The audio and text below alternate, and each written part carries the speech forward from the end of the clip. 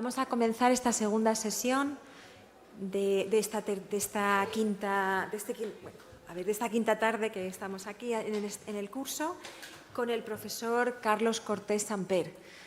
Carlos Cortés es profesor de Geografía Humana en la Universidad de Alicante, somos compañeros de departamento.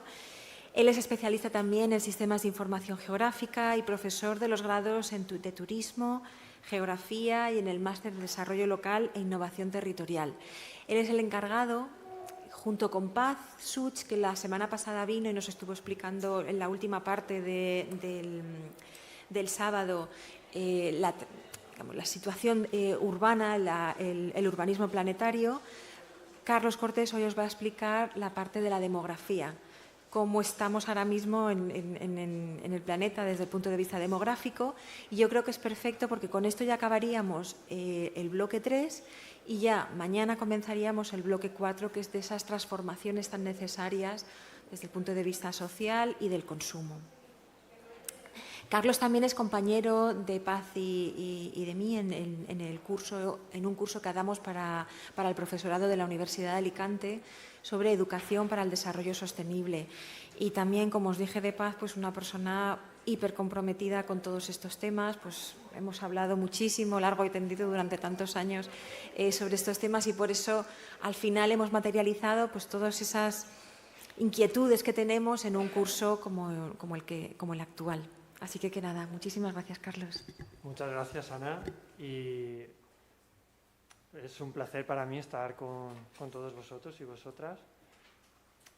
Considero que este curso es muy interesante para toda aquella persona que esté interesada en estos temas vinculados al cambio climático, a los problemas sociales que tenemos en la actualidad. Y mi charla, mi participación está relacionada, como ha comentado Ana, con la conferencia que os dio Maripaz Such sobre urbanismo. Yo aquí a lo mejor lo indicaré en algún momento, pero no entraré a explicar nada porque ya ella lo ha comentado. Y en primer lugar me gustaría comentaros cómo he planteado la sesión. Son 2 horas, no quiero aburriros, es la última sesión ya del viernes, a última hora del día, que podéis estar ya cansados. Pero me voy a centrar en estas cuestiones. Sobre todo me gustaría que reflexionemos sobre la interacción de los procesos sociodemográficos con la crisis ecosocial. Luego hablaremos de forma concreta e intentaremos especificar esa relación y yo creo que podremos incluso debatir algunas cosas. Me gustaría daros información relacionada sobre en qué situación nos encontramos actualmente a nivel sociodemográfico. También hablaré de las perspectivas futuras. Muchos organismos internacionales intentan establecer proyecciones de lo que va a ocurrir en un futuro inmediato, medio o a largo plazo con la población. Identificaremos también procesos migratorios actuales que considero que son claves y daré más importancia a los desplazamientos, las migraciones relacionadas con la crisis climática y la crisis ambiental. Luego intentaré diferenciar algunos conceptos porque creo que da juego. Hay muchos conceptos relacionados con ese tipo de migración que no están claros y desde diferentes organismos, instituciones, ONGs, en la prensa, se usan de una forma, no digo incorrecta, porque nadie define cómo tiene que ser, pero lo importante es que podemos también debatir a nivel conceptual. Parece que no es algo importante, pero yo considero que sí. Y un poco habéis visto lo que os voy a comentar, pero al final esa reflexión pretende que relacionemos la cuestión demográfica con nuestras pautas de consumo, individuales y colectivas, que un poco ahí estará la clave para intentar revertir todos los problemas que estamos generando a nuestro planeta y a nuestros congéneres, por esos problemas sociales tan acuciantes que tenemos. Unos ganan, unos pierden. En alguna diapositiva veis que lanzo ahí preguntas, a mí me gusta mucho, creo que a veces me excedo de plantearme cuestiones, luego yo mismo ni me las respondo, pero a veces la cabeza me plantea preguntas. Para empezar, yo iniciaría la charla un poco en qué situación nos encontramos, hacia dónde nos dirigimos a nivel demográfico, a nivel de población. Una advertencia. Vais a ver que voy a trabajar con muchos datos. No quiero aburriros. Trabajar con datos sociodemográficos a veces puede imponer un poco, muchas gráficas, muchas tablas. Intentaré no extenderme mucho, porque no es el momento. Necesitaremos una asignatura entera para explicar, o muchas sesiones para explicar cada indicador, qué supone cada indicador, pero vais a ver que hay mucha información. Me gusta mucho empezar las charlas también con esta diapositiva para revisar un poco los objetivos de desarrollo sostenible. De estos 17, muchos o casi todos los podríamos relacionar con la cuestión sociodemográfica. ¿De acuerdo? Hay unos que claramente se relacionan directamente. Hambre cero, fin de la pobreza, evidentemente estamos hablando de la población. Otros que se van más a la parte ambiental, a lo mejor está implícito, ¿no? Si queremos conservar la fauna, la vida submarina, pues tendremos que plantearnos qué estamos haciendo con la fauna y la vida submarina, ¿no? Cómo explotamos esos recursos, cómo estamos destruyendo el medio marino, etc. Es simplemente un ejemplo, ¿de acuerdo? Bien, vamos a intentar caracterizar la población mundial. Me voy a referir más a la población mundial. En algún caso daré ejemplos para explicar algunos procesos, ¿de acuerdo? Pero yo soy geógrafo, ahora también la escala territorial es muy importante. Algunos indicadores a nivel mundial pues serán muy claros, pero si nos vamos a una escala regional, y no hablo Comunidad Valenciana, Cataluña, hablo las grandes regiones mundiales que casi todos los organismos que trabajan con temas económicos, temas ambientales, pues intentan diferenciar. América del Norte, Europa, Asia Meridional, África subsahariana. Lo comento un poco para que, si os gustan estos temas, cuando analicéis indicadores, intentéis primero buscar la lógica mundial. Estamos en un planeta, tenemos que hablar del conjunto, pero luego buscar las diferencias, porque a veces hay territorios, regiones o países que tienen dinámicas que son totalmente distintas. A lo mejor afirmamos algo que va a ocurrir para todo el planeta, descenderemos, y a lo mejor en otras regiones es al contrario, por otras causas, por otros motivos. Mirad, en esta diapositiva he intentado relacionar todos los elementos que entrarían a formar parte de esa caracterización sociodemográfica que podemos hacer para considerar la crisis ecosocial.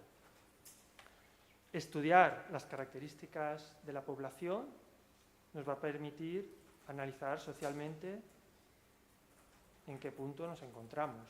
Podemos analizar diferencias sociales a nivel territorial. Unos países son más ricos que otros. Unos países tienen tasas de fecundidad mayores que otros, etc. Económicamente también, por el sistema capitalista imperante, por el neoliberalismo. En otros países, por otros regímenes y otras formas de hacer las cosas. La economía será más boyante o menos boyante. Tendrá más problemas o menos problemas. Vosotras sois jóvenes y seguro que habéis vivido la gran crisis del 2007-2008 hasta el 2013-2014, ¿no? Un poco una crisis mundial económica que afectó a España de una forma radical. podríamos hablar mucho de dónde afectó más esa crisis. Ahora mismo estamos también en una época de incertidumbre. A nivel ambiental también, porque cada uno de nosotros consumimos. Y al final esos consumos supone que tenemos que utilizar recursos del planeta. Siempre habrán impactos. Impactos positivos también, porque los usamos, esos recursos, para nuestro beneficio. Cada uno tiene ropa, cada uno tiene una libreta, un ordenador. Podemos estar concienciados, pero consumimos y al final estamos degradando al planeta. Y a nivel geopolítico, también. Podríamos hablar ahora de los grandes conflictos geopolíticos que se están dando. No me voy a las guerras, ya sabéis cuáles, pero ahora el conflicto geopolítico que tenemos con un país, Estados Unidos, que han elegido un presidente que está planteando ciertas cosas y está generando conflictos geopolíticos en todo el mundo. Un poco esta diapositiva me sirve de introducción.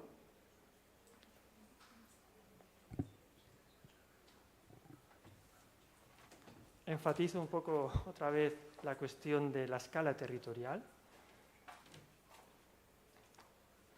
Y podríamos pensar que en el planeta, nuestro planeta Tierra, a mayor población vamos a tener mayores problemas ecosociales. Podemos afirmarlos, más personas va a suponer más consumo. Imaginar que en esta aula, no sé cuántos sois ahora, pero que entrasen ahora 100 personas más. Podemos decir, entrad, hay sitios libres, hay el suelo, podéis sentaros, podéis estar de pie allí en el fondo. Podríamos estar aquí 150 personas, pero poco a poco empezarían a haber problemas. Primero el calor, luego ruidos, uno que se mueve, uno que se cansa, otro que quiere venir aquí a primera fila. Mucho tiempo aquí encerrados nos generaría también un poco psicológicamente como una saturación. Poco pongo el ejemplo para extrapolarlo al planeta.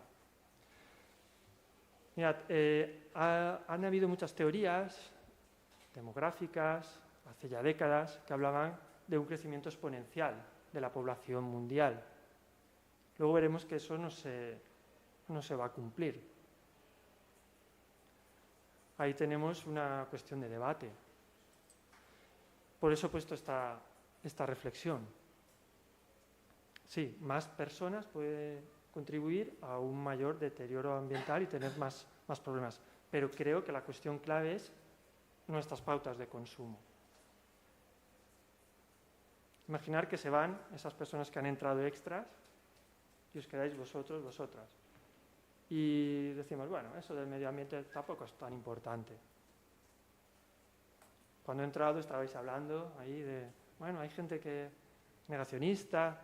Nos hacemos negacionistas ahora, y salimos y a partir de mañana a comprar, a no preocuparse. Los residuos sólidos de casa, me da igual, a la bolsa única, lo tiro en un contenedor, el que sea. El coche me lo compro, el más potente, el que gasta más, el que ocupa más, el que tiene más acero y tiene ruedas más grandes, sin necesidad, porque no tengo una empresa, no tengo una familia de 5 hijos. Compro la ropa más insostenible, la que gasta más contaminantes, más colorantes, más tóxicos. Al final, menos personas podríamos contribuir a generar más impactos. ¿De acuerdo? Un poco esa matización la pongo ya desde el principio. Al final son nuestras pautas individuales que forman parte de las pautas colectivas las que degradan el planeta y generan las desigualdades. Podríamos plantearnos cuáles son los retos sociodemográficos actuales. Sobre todo, considerar cuántos somos y cuántos seremos. Vamos a repasar unos datos luego para que conozcamos en qué situación estamos. Vamos a hablar del descenso de la fecundidad, que ya es una tendencia en muchos países. Por ejemplo, casi todos los países europeos, de la Unión Europea, donde España destaca por tener algunas de las cifras de número de hijos por mujer más bajas del mundo. Hay países que todavía tienen cifras más bajas. Hablaremos del progresivo envejecimiento de la población. que, vuelvo al mismo continente, se está dando ya en Europa, pero que las proyecciones indican que se dará en todo el mundo, en un periodo de tiempo a medio plazo. Los procesos migratorios internacionales se intensificarán por desajustes sociales, económicos y también ambientales y climáticos. Algún historiador, algún sociólogo o geógrafo de la población a veces matiza esas afirmaciones porque dice, en la historia, en algunos momentos, por conflictos bélicos mundiales, han habido muchísimos desplazamientos, muchísimas migraciones, más que ahora. Es verdad, pero duraban 2, 3 años, 4, y un poco volvíamos a cierta normalidad. Es necesario recalcar esas diferencias entre países y regiones. De todos esos indicadores que podríamos revisar, de población, de fecundidad, de envejecimiento de los migrantes, tendremos que establecer comparaciones, porque si a nivel mundial podremos afirmar ciertas cosas, a nivel continental, a nivel de país, pues a lo mejor las situaciones son contrarias. Y esos procesos llegarán dentro de varias décadas, 30, 40, 50, 60 años. He incluido los procesos de urbanización, que Paz os comentó que estamos en un periodo donde la población urbana no para de crecer, cada X años se compara y estamos bastante por encima del 50% y eso irá más. Eso también es un reto y sobre todo para establecer qué modelo de ciudad queremos. Bien, el primer punto que me gustaría trabajar es el de la población mundial. Aquí tenéis la cifra más actual, redondeada, de cuántos somos. Somos más de 8.000 millones de habitantes en el planeta. Son cifras de la ONU. En 2022 hubo ahí como mucha repercusión. Hemos superado los 8.000 millones, salió en prensa, se hacían reportajes y fijaros, en 2 años ya hemos subido.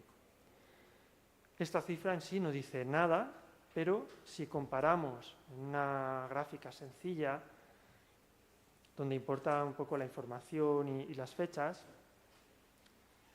fijaros la magnitud del cambio. Nos volvemos en el tiempo a 1803. Tenemos una máquina del tiempo, 1803. Ya iniciada la revolución industrial, éramos 1.000 millones de habitantes en el planeta. En poco más de 100 años ya éramos 2.000 millones, en 1927-28. En 1974 ya habíamos multiplicado por 2 otra vez la población, 4.000 millones. En 2022 hemos alcanzado los 8.000 millones y en 2024 8.200. Ahora podemos continuar la gráfica. La he partido para no hacer una gráfica pequeña y que estuviese la información en un tamaño muy pequeño. Podríamos continuar y ya hablar de proyecciones. Yo he usado proyecciones de la ONU. Hay diferentes organismos a nivel mundial que establecen proyecciones. No son coincidentes. Eso es bastante curioso, por las metodologías tan complicadas que usan. Y a veces es curioso ver cómo algunas características un organismo las da para o 20 años antes o 20 años después. Y voy a seguir la proyección de la ONU. Si tuviésemos una asignatura, pues podríamos establecer qué dice cada proyección.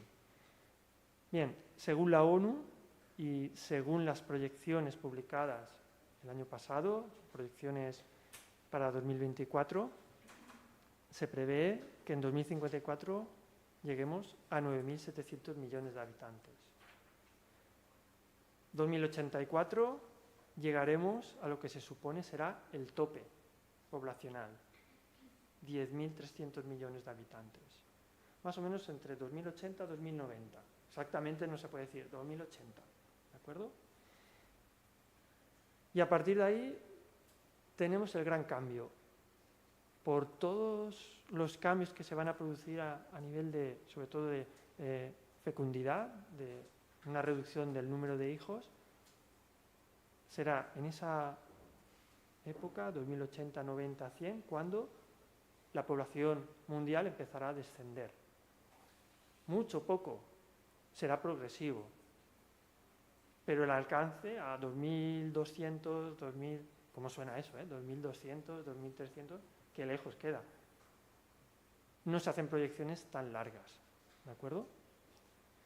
Ya veremos, ¿no? qué proyecciones saca, por ejemplo, la ONU dentro de 30 años. ¿no? Podemos ir avanzando y ver primero si ese descenso se cumple en 2080 o lo ponen un poquito antes o un poquito después. Yo creo que es un dato interesante y, bueno, desmiente pues, algunas teorías que con muy buena voluntad se lanzaron en los años 70, se publicaban libros un poco alarmistas donde se hablaba prácticamente de un crecimiento exponencial de la población. ¿no? Un libro de Eldridge, que fue muy, muy famoso y bueno, que ha quedado un poco desfasado.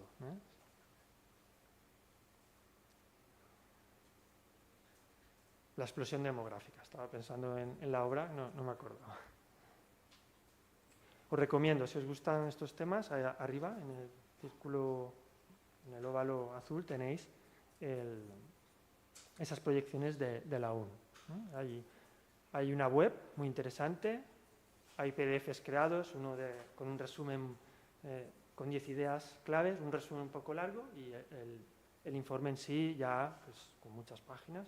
Además hay una buena base de datos descargable con infografías, puedes descargar en muchos formatos para integrar en otros softwares, en programas y tener la información que la puedes trabajar tú. Mirad, para acabar con estas gráficas relacionadas con la población, os pongo esta, que simplemente es interpretarla. Mirad, si buscamos las proyecciones que hacía la ONU hace 10, 12 años, ya tenemos una diferencia. La misma ONU dice, bueno, hace 2013 nosotros pensábamos que, calculando con los datos que disponíamos, que la población seguiría aumentando y el descenso sería más tarde. Ahora nos corregimos.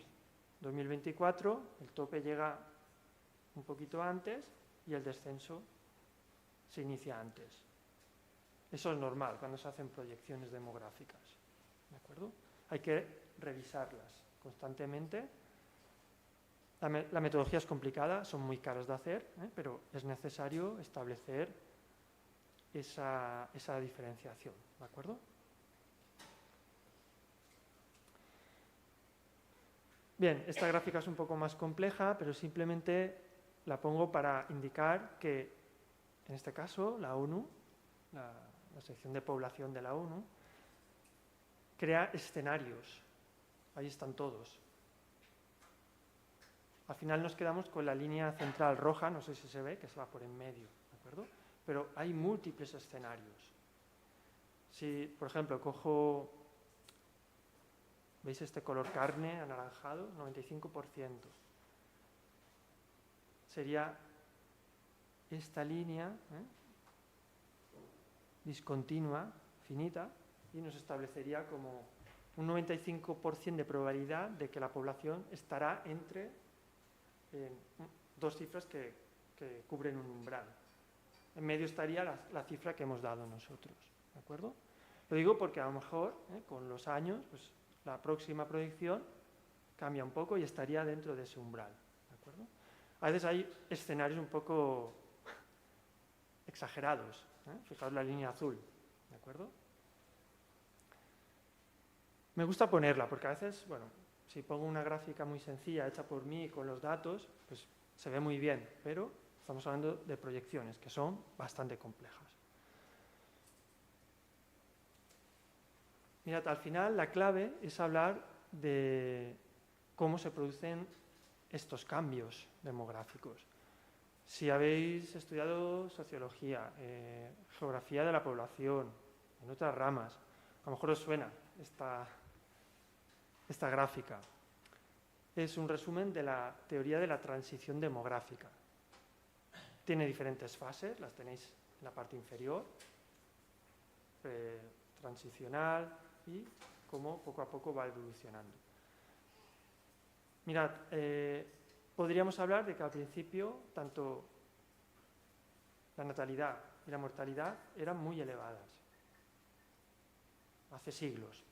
Moría mucha gente porque la sanidad no estaba desarrollada. Habían conflictos, llegaba una epidemia y morían miles, millones de personas. Había muchos nacimientos porque, bueno, por muchas causas. Para la agricultura pues hacía falta mano de obra. No había métodos anticonceptivos. No había socialmente una preocupación por tener menos hijos. ¿De acuerdo? Necesitaban mano de obra para tener a gente más pobre, poder comer y trabajar. ¿De acuerdo? Poco a poco empieza el cambio.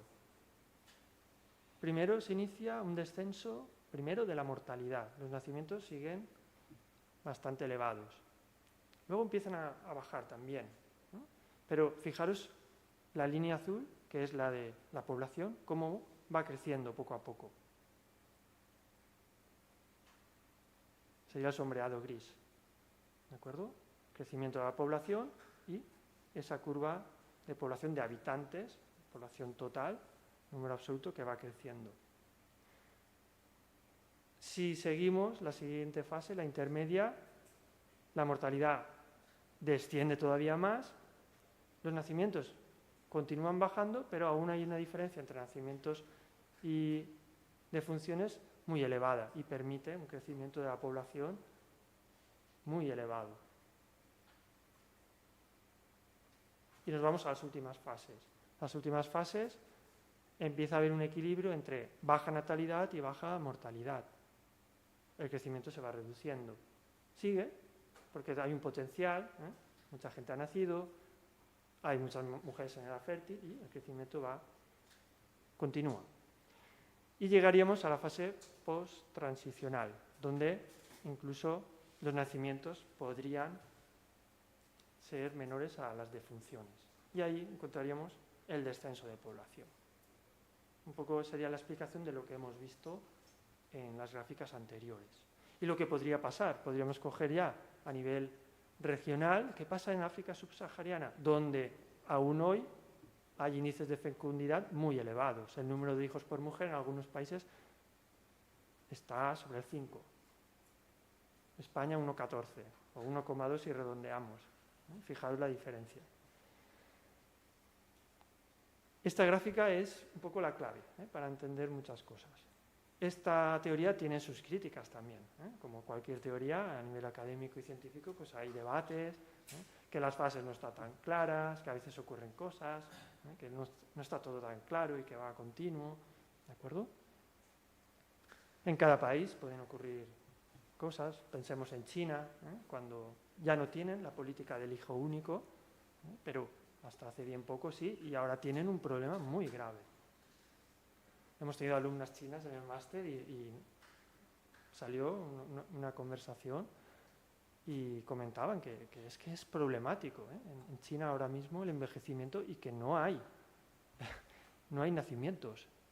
Y además, bueno, pues se favoreció tener más hijos, niños, y muchas niñas pues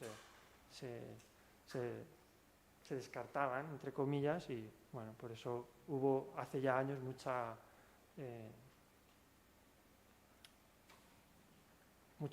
niña adoptada en España, por ejemplo, que ahora vienen a la universidad, son niñas españolas, pongo el ejemplo, etc.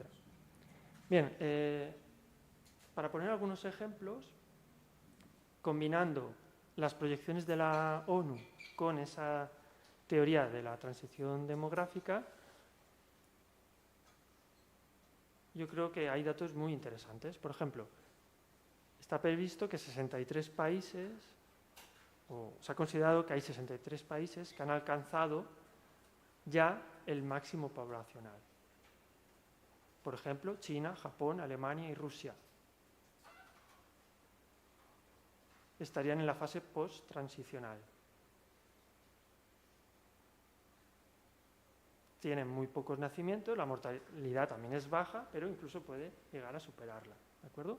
Si no hay migración, la la población de esos países descenderá. Luego hablaremos de nuestro país,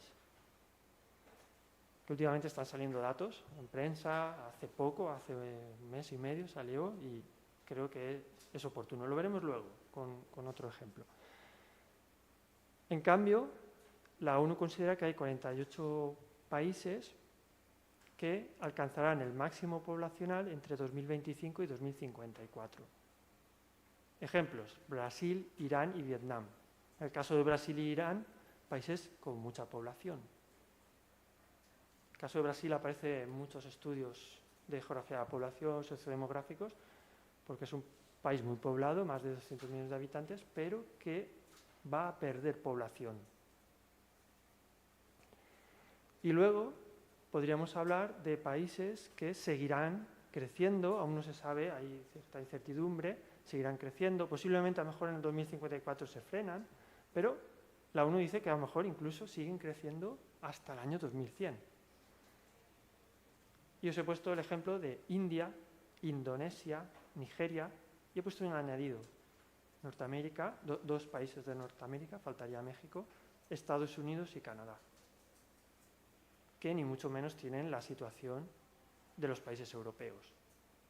Aquí faltarían países africanos, que van a tener un crecimiento demográfico impresionante en los próximos años. Son poblaciones muy jóvenes, donde el índice de fecundidad, número de hijos por mujer, todavía es muy alto y el crecimiento va a ser muy importante.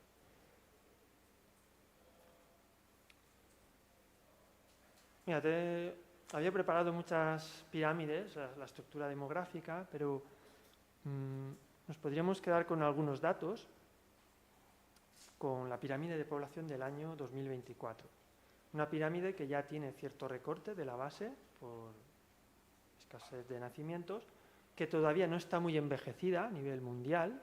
Si comparásemos con un país europeo, la base estaría más recortada y la parte de las personas más mayores sería muy amplia.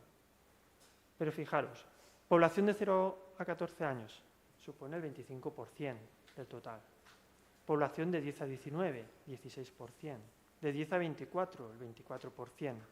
No son porcentajes correlativos, No es de 0 a 14, de 15 a 29. A veces los datos se dan así. La población adulta, 15 a 64, 65%. Población mayor de 65 años, 10%. Si comparamos y tenemos las pirámides de, por ejemplo, el año 2054, la de en medio, y la de 2100, la población mundial va a envejecer, la base se va a estrechar, van a haber menos nacimientos. Eso lo vamos a notar sobre todo en el año 2100.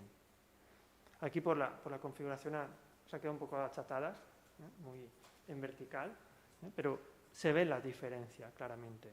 Estamos en 2024, 2100, perdón, 2025 ya, nos quedan 75 años. Si la presentación la comparto, en este enlace podéis tener pirámides de población de todo el mundo cambiando el año que queráis, con proyecciones. ¿De acuerdo? Es muy interesante y te las hace. No como que las tenemos que hacer todos los pasos. Ahora hay herramientas muy útiles que te las hacen muy fácilmente. Y irte a la comparación y a la reflexión. Porque el procedimiento a veces hacía que llegases y ya no interpretases bien la información.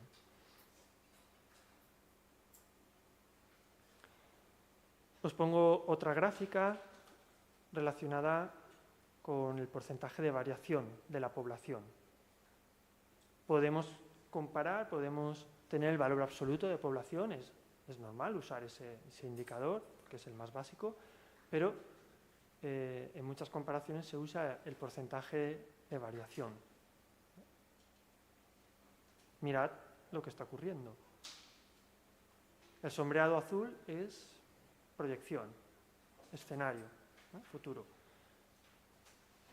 La proyección de la ONU queda indicada por la línea azul, pero tienen escenarios. Fijaros cómo va decreciendo Todavía estamos en valores positivos a nivel mundial, pero el valor negativo, perdón, porque en pantalla no lo veo, ahora. Fijaros, el 0, año más o menos 2080. Si esa proyección se cumple, cuando lleguemos a esa situación, entonces la población decrecerá de una forma evidente. Y podríamos comparar nacimientos y defunciones. Color rojo para los de atrás, de funciones. Hay 2 picos, 2 montañitas, año COVID. Bueno, he estado revisando antes de la clase COVID, hay dudas de cuántas muertes ha generado, pero bueno, el dato clave, año 21-22, hubo en el mundo 15 millones de muertes. También para negacionistas del COVID, 15 millones de muertes son muchas. Otra cosa es cómo se ha gestionado, eso puede haber un debate, pero que ha afectado a muchas personas en el mundo es evidente, ahí se demuestra. Y fijaros a finales de los años 50, otra montaña. Una gripe asiática que hubo, que afectó, bueno, de 1 a 4 millones, no está claro a cuánto afectó, no se hizo mucho caso, pero sobre todo se debe a las hambrunas de China, producidas por la política de Mao Zedong, que generó la muerte, se supone, entre 15 y 45 millones de habitantes. Pues esa política loca de esos años, del gran salto adelante. La agricultura la destruyó, la gente se moría de hambre y también un poco la represión. Tremendo, que en un único país ocurra eso, impresionante. A veces, bueno, hay más subidas y bajadas, tendríamos que tener una gráfica, pues a lo mejor de los años 70, podríamos ver algunos problemas, algunas pequeñas subidas y bajadas, ¿de acuerdo? Fijaros un poco cómo se combinan nacimientos y muertes y podríamos llegar al año 2080-90, cómo se entrecruzan las líneas. Es la misma información que hemos comentado anteriormente, pero expresada de otro modo, ¿de acuerdo? Por grupos de edad podríamos hacer esa diferenciación. Fijaros el grupo de 25 a 64 años, cómo va a crecer en los próximos años.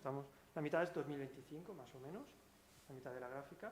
Va a seguir incrementándose, pero va a llegar a un tope, año 2080-90. Y fijaros la población mayor, los mayores de 65 años, color lila, cómo va a seguir creciendo a nivel mundial.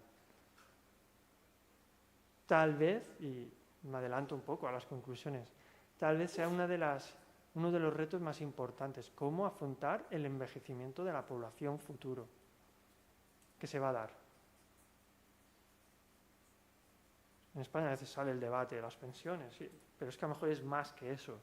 Considerando a nivel mundial, ¿cómo creamos una sociedad que pueda permitir que las personas mayores vivan con dignidad, que vivan con los servicios garantizados, que puedan desarrollar su vida, porque habrá otro parámetro que es la esperanza de vida que se va a incrementar también. Vamos a vivir más años.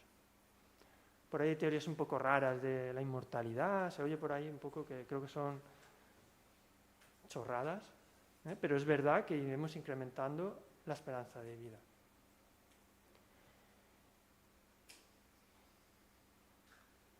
Mira, tenemos aquí un mapa que también es de la ONU, donde, bueno, en la proyección han diferenciado países que hayan llegado a su máximo, países que van a llegar a su máximo en 2054, antes o después. Y si os fijáis, en España está en color marrón, la parte inferior pone que el pico, el máximo, es antes o en el 24, pero si nos vamos al INE o a las noticias que salieron el mes pasado o en enero, España ha pasado de 48 millones de habitantes a 49. Por la migración. España tiene pocos nacimientos, muere mucha gente porque es un país muy envejecido y el saldo natural, nacimientos menos defunciones, es negativo, pero es compensado por las migraciones.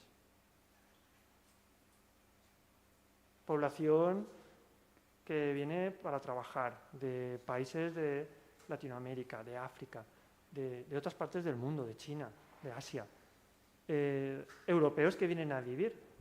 Fijaros aquí en Alicante cuántos municipios tienen población residente europea, que ya no podemos decir que sean turistas. Si pasan 6 meses, pasan 8 meses o 10 meses aquí, no son turistas.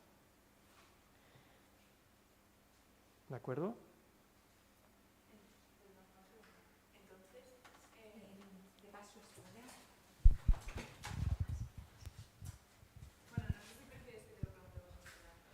Como, si quieres ahora, no pasa nada. Por si es de alguna cuestión, mejor, porque si no luego a lo mejor se nos olvida. Era con respecto a lo que has dicho de la población que ha disminuido, la natalidad, que yo pensaba que la disminución de la natalidad era algo bastante negativo para nuestro país, pero si lo compensan inmigrantes y gente que viene a vivir de otros países, es como si se neutralizase, o sea, ¿Cómo si? ¿se neutralizara? A ver, compensa a nivel demográfico, de población absoluta, claro, la migración hace que... Claro, pero muchos de los inmigrantes que vienen no están trabajando o no pueden trabajar. Eso ya es otro problema. Claro, Vale. vale. Gente que viene y o trabaja en puestos de trabajo ilegales, que son explotados. Pero muchos de ellos, al final, puede ser que al principio están en una situación irregular, trabajan cualquier cosa y hay personas que al final consiguen tener. Entraríamos ya en temas de permiso, Sí. de residencia, de trabajo. Lo decíamos porque con respecto a lo que has dicho de que va a aumentar la población mundial y que es en teoría algo negativo para el medio ambiente, más o menos, bueno, cogido con pinzas. Si se reduce la natalidad, eso va a dar lugar a otros problemas también. Sí. Sobre todo en los países europeos, ¿no? En España y en Europa, en muchos países europeos, lo que va a provocar es un envejecimiento tremendo de la población, pero ya es alto, pero es que va a ser todavía mayor. Y no la migración a veces compensa un poco ese envejecimiento, porque viene gente joven, ¿no? Y el que consigue vivir aquí, a lo mejor crea una familia, tienen hijos, mucha gente piensa, vienen y tienen 6 hijos. No, adaptan su pauta de fecundidad a la europea. A lo mejor tienen 2 o 3, pero no van a tener 6, ¿de acuerdo? Y muchos nacimientos en España vienen por la población que ha sido migrante y que ha llegado a España.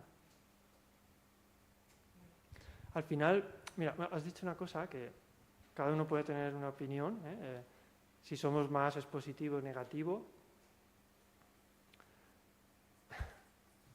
Un poco, yo volvería al principio. Podemos ser más, pero si tenemos pautas de consumo menores, mejor cabemos. Corremos el peligro de decir que, bueno, pues vamos a ser más y todo esto va a explosionar, no cabemos. Hay muchas teorías, hay muchos debates, incluso a veces he leído de personas más vinculadas a la agroecología, a ingenieros agrónomos que estudian la capacidad que puede tener el planeta para producir alimentos. Dicen, bueno, a lo mejor incluso hay más capacidad y pensamos que no. Es cómo lo hacemos, porque pueden haber técnicas pues, más respetuosas, menos intensivas, que no consuman tantos recursos hídricos, adaptadas a la tierra, al tipo de terreno, al clima, que sabemos que es variable últimamente, pero se pueden hacer esfuerzos. ¿De acuerdo? Vale, gracias. Mirad, a mí me gusta mucho comparar países y os he puesto los 10 primeros países, he puesto España, 32 en la clasificación, en cuanto a población. Fijaros, en 2024 India ya superó a China, 1.451 millones de habitantes, China 1.400, luego damos un gran salto, Estados Unidos 345, Indonesia, Pakistán, en torno a los 200, Brasil, y ya por debajo de 100 Bangladesh, Rusia, Etiopía, y he puesto España para comparar. A la derecha tenéis la población que se supone que tendrán en 2054 y 2100. En rojo tenéis los valores positivos, en azul los negativos. 2054, de estos 10 primeros países, casi todos tendrán más población, con la excepción de China, que ya reducirá su población de una forma evidente. Rusia, que desaparece de la clasificación. Sería un buen tema hablar de la demografía de Rusia. Un país envejecido, con conflictos, donde hay problemas sanitarios gravísimos, de alcoholismo, etc. Y perderá población. La esperanza de vida es baja, comparado con los países europeos. España bajará, según la proyección de la ONU, pero yo os he dicho, con el dato de 2024, sabemos que ha llegado a 49 millones por migración. Ya veremos en 2054. A lo mejor en ese año la migración no compensa tanta defunción de la población envejecida y los no nacimientos, ¿no? Porque no hay nacimientos. Porque socialmente pues hay muchas circunstancias. Nos casamos más tarde, muchas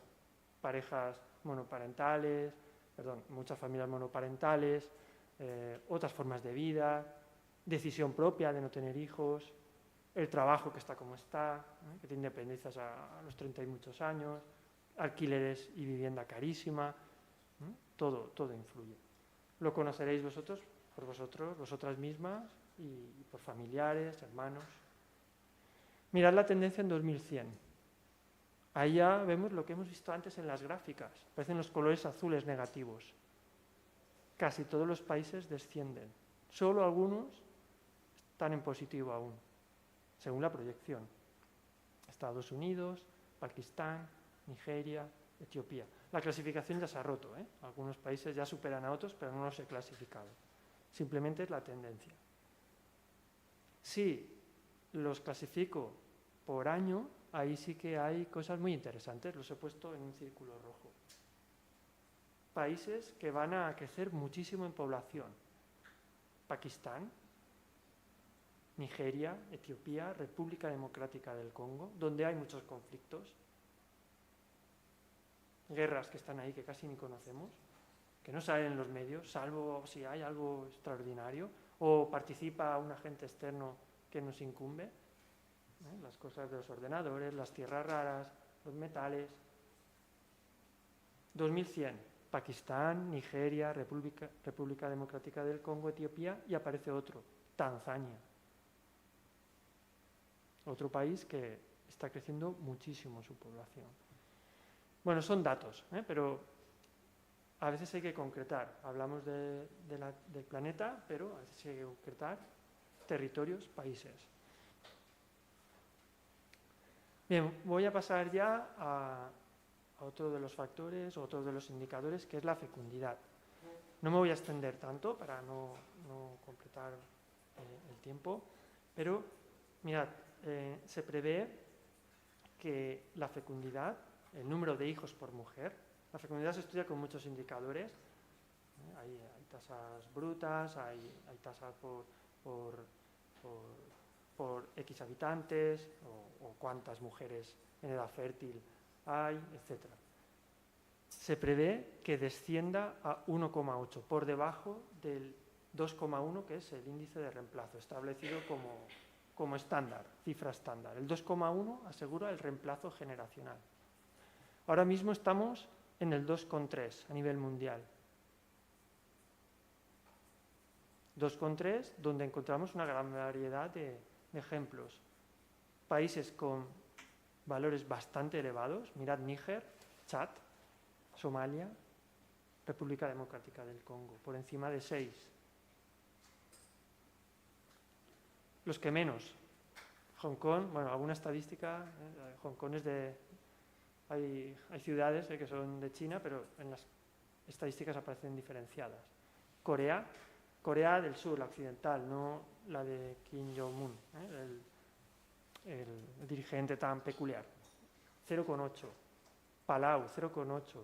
Puerto Rico, 0,9. Os he puesto al lado China, 1,2. Japón, 1,3. Italia 1,3, Alemania 1,5, Francia 1,8. Francia siempre está por encima de España, claramente. Y España 1,2, que ya es más bajo, es 1,14, 15. A veces redondeamos, queda un poquito mejor. Estamos muy por debajo del 2,1, que es el reemplazo generacional. Sí, el altavoz.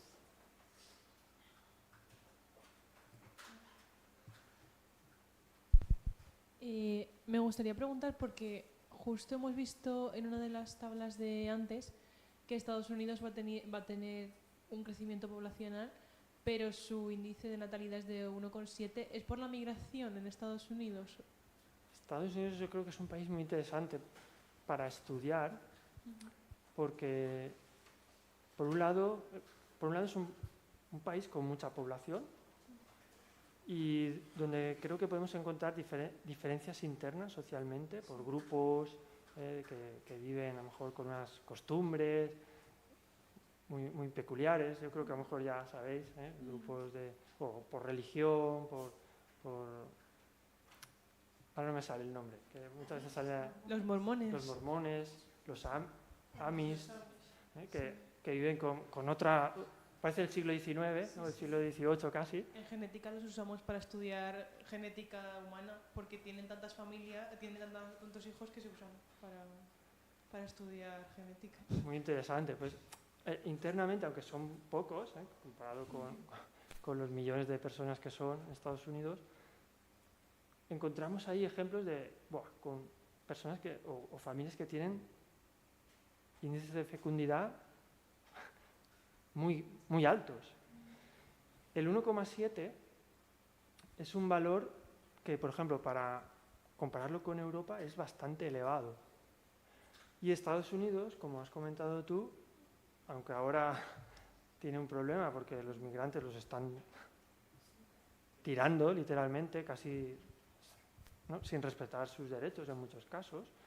Alguno habrá que ser un delincuente, pero ya han salido ejemplos de que es gente que estaba indocumentada, pero que estaba trabajando, incluso, que no hacían nada malo, y los han llevado a cárceles de otros países. Esa migración, evidentemente, ha contribuido al crecimiento, a que hayan más nacimientos. También yo creo que socialmente Estados Unidos es diferente a Europa por un poco la filosofía de vida, lo típico que vemos en las películas: estudiar a la universidad, rápido, a casarse, crear la familia, crear la casa y tener los hijos, 2 o 3 hijos en la casa, en esos extrarradios, ¿no? Y es verdad que el mercado laboral es mucho más dinámico que en Europa, ¿no? Porque las tasas de paro, si uno ve el paro, pues suele ser bastante bajo, algún pico tiene por alguna crisis, pero es un mercado laboral muy dinámico, con sus pros y contras, porque sabéis allí que llega el jefe, despedido, coges tus cosas y te vas. En Europa a lo mejor eso no es tan fácil, ¿no? Y por el tema de la migración, pues vamos a ver qué ocurre, porque el dirigente que tienen ahora ya es muy duro. No sé si va a mantener esta dureza, pero yo creo que para Estados Unidos va a ser un problema a corto plazo, porque mucha mano de obra no la van a tener. Mirad, no lo voy a comentar, pero si alguien revisa la presentación, tenéis en gris grupos regionales, que también a veces hacen las comparaciones por grandes grupos regionales. Yo destacaría ahí África subsahariana, 4,5 hijos por mujer. ¿De acuerdo? El más alto, sin duda, de todas las regiones. Fijaros, el segundo, Asia Meridional, 2,2. No he puesto todos, por espacio. Regiones que establece la ONU para estudiar datos, hay más.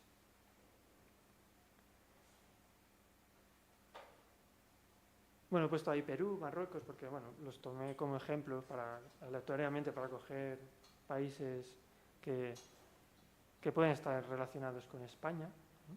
Marruecos porque son nuestros vecinos y porque hay mucha gente que viene a vivir de Marruecos. 2,4. Perú también, porque he conocido últimamente gente de Perú y bueno, lo he puesto 2,3, siempre por encima del 2,1.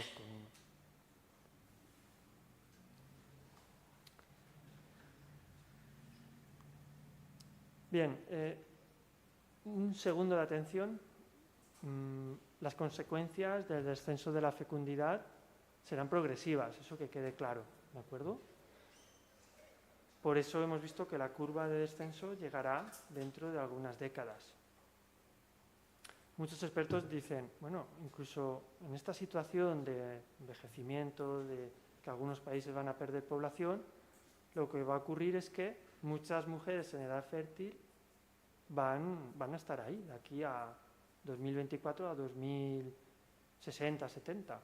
Eso va a asegurar que hayan bastantes nacimientos. Aunque las pautas sociales sean a tener pocos hijos, pero seguro que van a nacer algunos. Eso hará que sea como insuflásemos un poquito de aire al fuego y la tendencia siga un poco. Entonces el descenso vendrá más tarde. Carlos, un momento. A ver, Luis Miguel dice que me interesa el caso de Corea del Sur, poca inmigración, pocos turistas internacionales en comparación con Europa, mucha inversión en I+D+I y, sin embargo, una gran crisis económica, política y social. Por lo que sé, lo ha comentado el alumno, pues por ejemplo, la política migratoria es bastante dura, restrictiva, y socialmente algo ocurre ahí para que haya mucha competitividad. Los jóvenes siempre están como estudiando porque tienen que llegar a tener un buen trabajo y, por lo que he leído, llegan muy tarde a formar familias y con poca perspectiva de tener hijos, por esa competitividad y ese mundo laboral de conseguir más. Que a lo mejor tenemos todos esa lógica, pero yo creo que en algunos países es muy acusado frente a otros, que a lo mejor, bueno, pues quieres trabajar y ya está, pero a lo mejor la competitividad no es tan exagerada. Y luego Miguel dice que hay un documental de Michael Moore, que invadimos ahora, que retrata excelentemente las diferencias culturales entre Estados Unidos y Europa y ayuda a comprender, bueno, esto no sé si es que lo han puesto para ellos mismos que están ahí hablando o si lo quieren que lo diga, y ayuda a comprender por qué algunos cambios estructurales se producen a velocidades distintas en uno y en otro continente. Por ejemplo, los cambios demográficos. Bueno, Michael Moore tiene unos vídeos muy interesantes, bueno, vídeos documentales muy interesantes, ya de hace algunos años, ya no es algo reciente. A lo mejor no sé si los conocéis, pero muy interesantes para conocer esas diferencias. Recuerdo que en el documental salía, bueno, venía a Europa y iba a conocer los sistemas sanitarios y se quedaba ahí sorprendido de cómo lo tenemos montado aquí frente a lo que tienen ellos, de gente que no puede optar a una sanidad que te cubra todo, ¿no? Si no tienes dinero, pues saca la tarjeta y a pagar cualquier cosa, ¿no? Y aquí, pues, evidentemente lo pagamos con impuestos, pero bueno, te ocurre algo, te atienden y no te piden la tarjeta de crédito.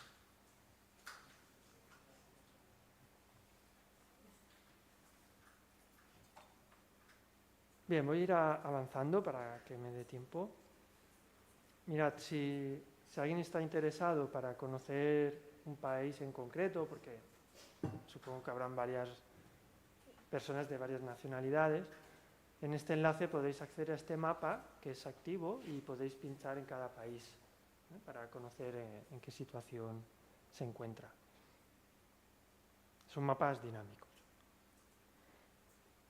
Es del Fondo de la Población de las Naciones Unidas, ¿no? Que crea unas webs muy interesantes, muy interactivas.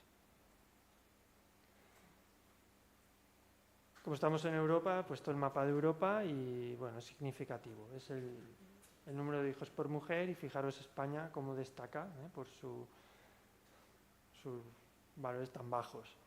Y a nivel provincial... el Brexit. No dan los datos ya. Pero fijaros, sí, fijaros en España algunas zonas del norte, sobre todo Galicia, Asturias, por debajo de 1. Conocéis la España despoblado, no coincide el mapa de despoblamiento con este mapa, pero ya nos dice muchas cosas, ¿no? de lo que ocurre en muchas regiones, provincias de España con el tema del despoblamiento. No nacen niños, hijos, y casi todos son personas mayores en muchos pueblos, sobre todo en el ámbito rural. Pero el mapa me gusta porque hay diferencias. Antes os he comentado, Francia no tiene la misma coyuntura. Está por debajo del 2,1, pero siempre ha sido más dinámica a nivel de fecundidad. Otro tipo de sociedad, un país muy permeable a las migraciones, también por su geopolítica, territorios de ultramar, migraciones que son de hace ya muchas décadas. Nosotros hemos llegado un poco después. Los primeros migrantes en los años 90, el gran boom migratorio del 2000-2006, caída y otra vez boom migratorio. Pero es que en Francia es de hace muchos años, ¿de acuerdo?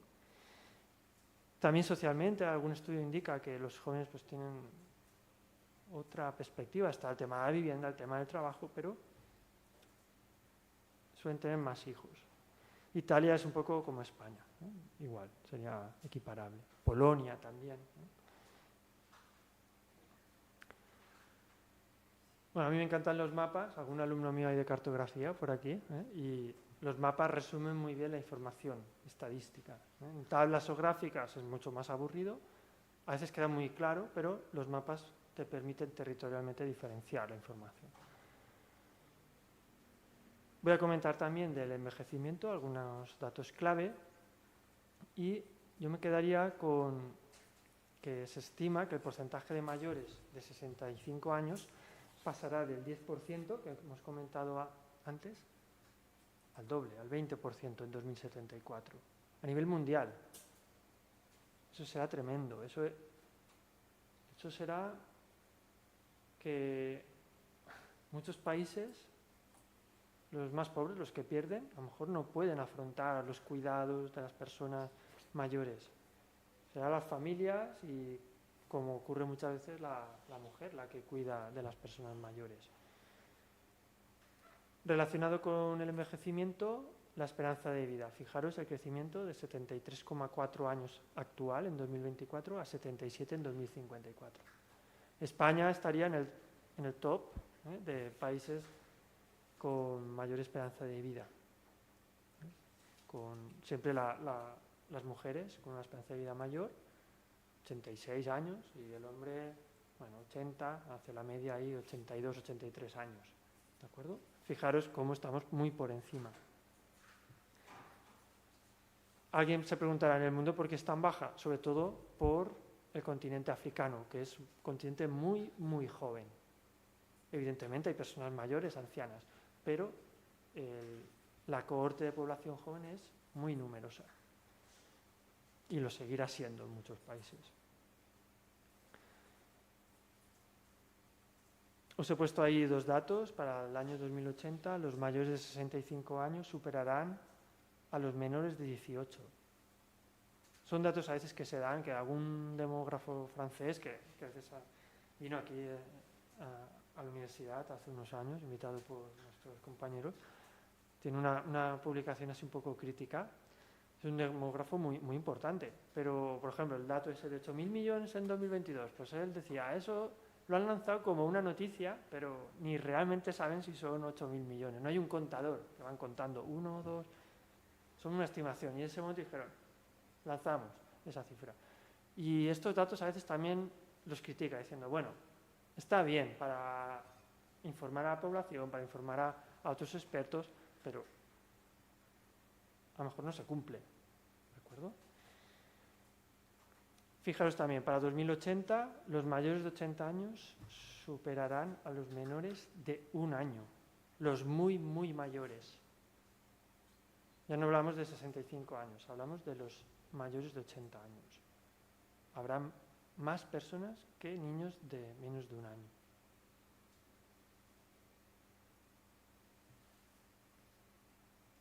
Algo ocurre, ¿eh? Es decir, si se cumple, algo está ocurriendo.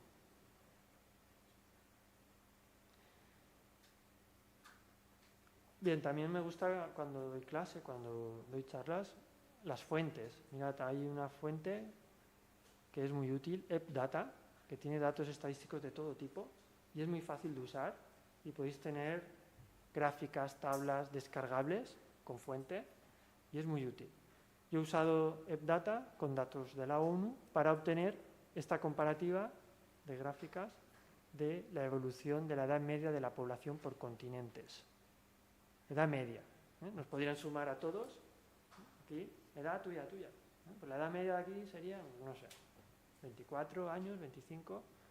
Nosotros somos la excepción, a lo mejor, que rompe la edad media. Fijaros, Europa, color azul, para los que estáis detrás. La edad media más elevada y continuará siendo la más elevada. Norteamérica en color rojo. El color azul, Oceanía. Y luego, en la parte inferior, Asia, Latinoamérica, Caribe y África. Fijaros la edad media de África en 2020 era muy baja.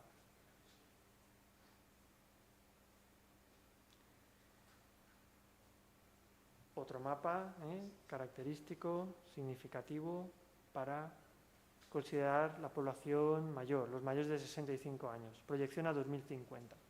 Fijaros, muchos países europeos cómo tienen los colores en esos umbrales, esas clases que representan los valores, con el color más intenso. 29,2 a 38,1 porcentaje de población en mayores de 65 años. Eso será tremendo para España, por ejemplo. Pensiones, residencias, si tenéis algún abuelo o abuela que tiene muchos problemas, buscar una residencia es algo muy difícil, carísimo. Si tienes dinero, enseguida, pero ¿qué dinero piden? Pero servicios que te puedan ofrecer, bueno, es complejo. Hay empresas especializadas, las pagas y tienes, pero eso va a ser, yo creo que una de las claves para sociedades como la española y la europea. Cómo hacer frente a las necesidades de la población mayor. Nosotros llegaremos, a veces parece que está lejos, pero es que llegaremos. También podemos pensar que cosas a lo mejor no tan radicales, de servicios que son de ayuda a personas con discapacidad, que tienen problemas severos, pero el tema del ocio para mayores, eso a lo mejor revoluciona un poco el tema del ocio. El ocio activo de los mayores, que ya se da en la actualidad, pero irá a más. Deporte, gimnasia adaptada, actividades que se hacen aquí en este edificio, donde muchas veces el público es mayor. La UPUA, Universidad para Personas Mayores, eso va a crecer. Fijaros las diferencias entre continentes y otra vez en África, en parte de Asia y en parte de Latinoamérica. No quiero cansaros más con gráficas. Esta a mí me gusta porque comparamos los menores de 5 años y los de 65 y fijaros hacia dónde vamos. ¿Dónde estábamos? ¿Dónde estamos? ¿Y hacia dónde vamos? Habrá muy pocos niños, según las proyecciones, ¿de acuerdo? A veces ocurren cosas no previstas, cambios sociales que se dan poco a poco, pero al final se consolidan, ¿de acuerdo? Y a lo mejor mitigan o hacen que lo que pensábamos que va a ocurrir, pues no se dé con tanta intensidad.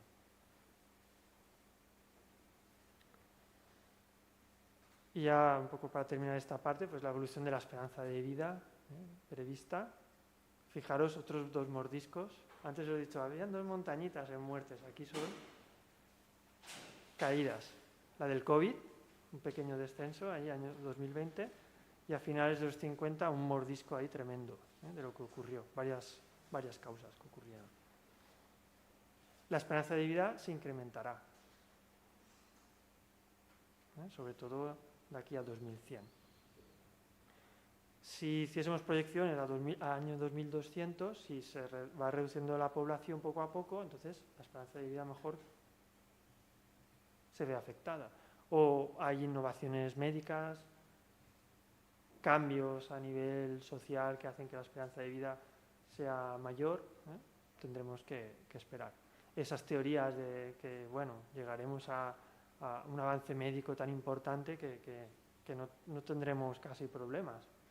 Lo dudo mucho, y más en una sociedad desigual, donde unos ganan y otros pierden. A lo mejor eso se lo dicen 4 que tendrán mucho dinero y podrán pagarlo, pero el resto. Por eso antes yo he dicho una palabra un poco, eso son chorradas, pero es que no lo veo. Lo dicen 4 que parecen iluminados, pero la realidad es otra, y las desigualdades están ahí siempre. Bien, vamos a la parte de las migraciones, que es la última ya de mi exposición. Creo que es un tema muy interesante. Abarcar todas las migraciones es muy complicado, necesitaríamos también muchas clases. Las migraciones por motivo económico, entraríamos ahí en un tema que sería larguísimo.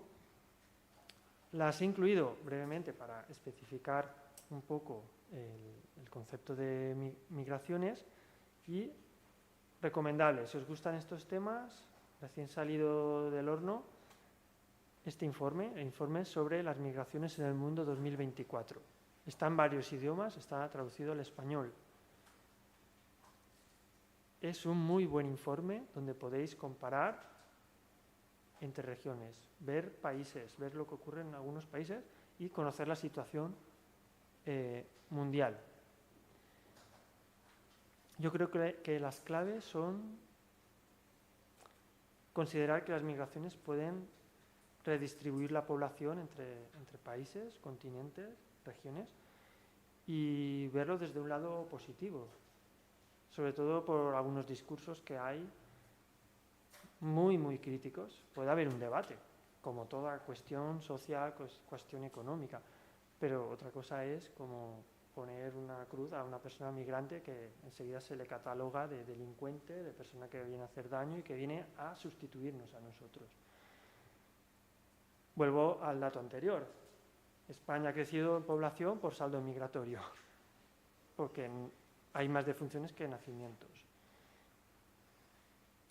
Creo que es muy oportuno hablar de los desplazamientos internos. A veces parece en los medios que solo se habla de las migraciones entre países.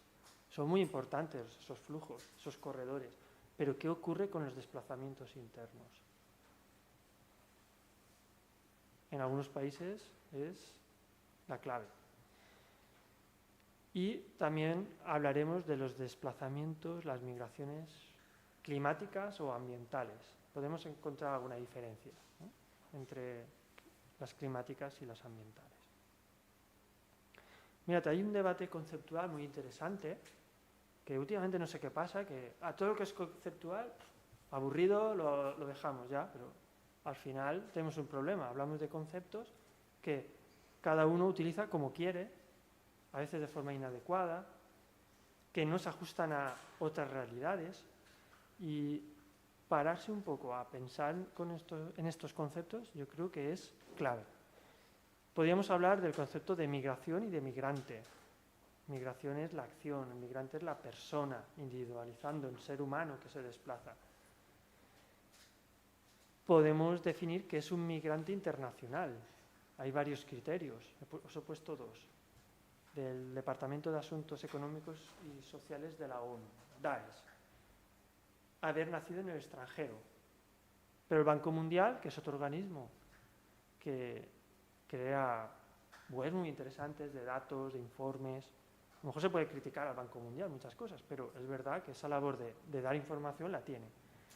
Plataformas de datos, con opciones para descargar, estudiar ejemplos. Considera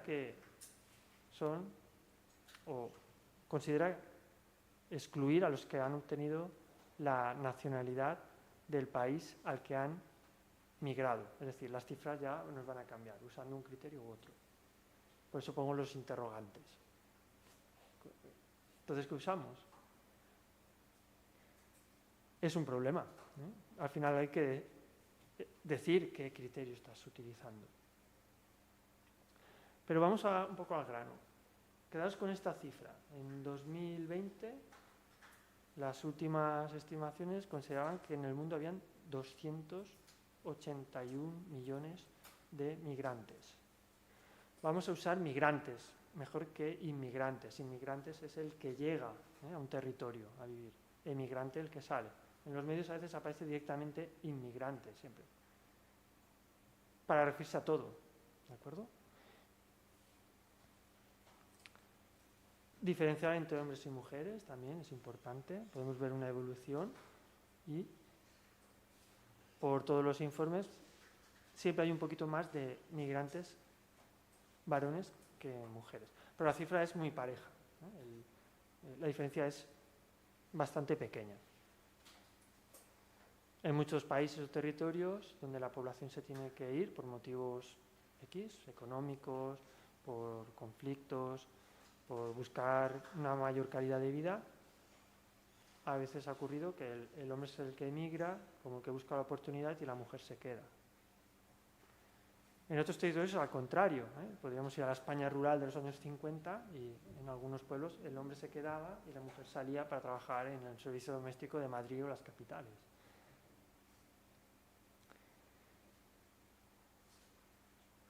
Mirad, os he puesto la cifra ya, 281 millones, pero podemos considerar también a los refugiados. Las últimas cifras nos dicen que hay 35,3 millones de refugiados. Aquí estamos redondeando, ojalá pudiésemos dar la cifra exacta, ¿no? Porque cada refugiado al final tiene un problema.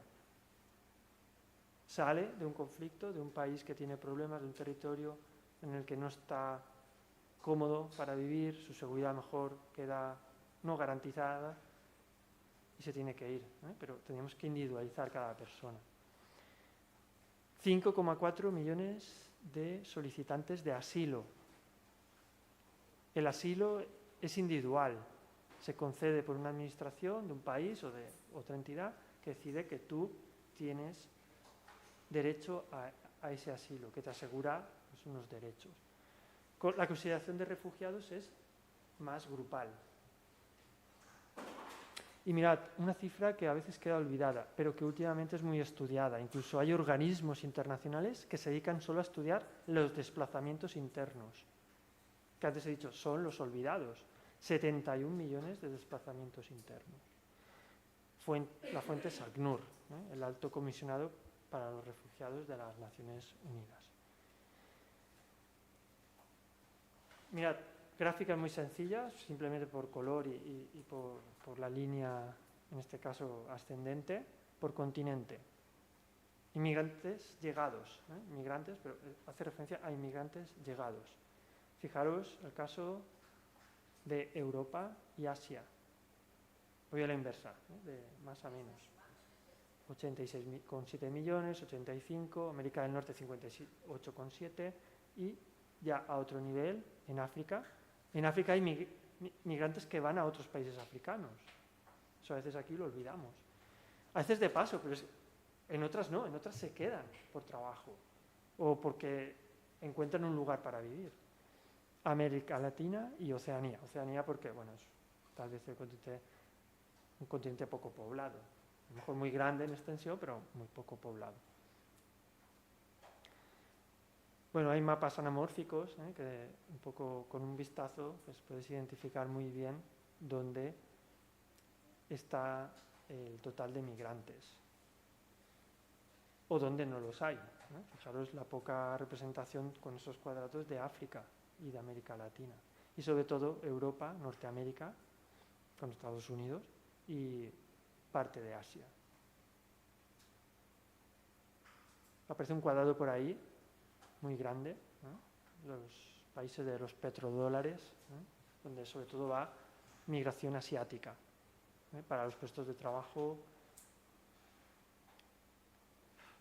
complejos, en esos pozos petrolíferos, etcétera, para los grandes hoteles de 6 estrellas que hay ahí, para todo. Construir un edificio gigantesco, pues ahí está esa población asiática que ocupa esos puestos de trabajo. Bueno, hay muchas gráficas para comparar. En este caso tenéis los 20 primeros países que acumulan más migrantes como destino. Sería el que tengo a mi derecha. Parece Estados Unidos, Alemania, Arabia Saudí, lo que estábamos comentando. Si os fijáis, España está a la mitad, en la mitad. España tiene un flujo de inmigrantes importante, hay un canal, paso de África, y es un país que ha recibido a muchos inmigrantes. En la otra tenéis el origen. Está India, es el país más poblado, es normal que también por la sociedad que tiene, muy dual, hay muy ricos, tienen carrera espacial, lanzan cohetes y satélites, pero por otro lado hay población que no puede ni prosperar. Si eres de la casta más baja, ahí te quedas. No tienen nada, absolutamente nada, de India. Pero estamos hablando de más de 1.400 millones de habitantes. Solo que migre el 1% es una cantidad de población gigantesca, ¿de acuerdo? En comparación con España, si pensamos el 1% de la población de España es insignificante. Tenéis en color la diferencia hombre-mujer, ¿de acuerdo? Rojo mujer, azul los hombres.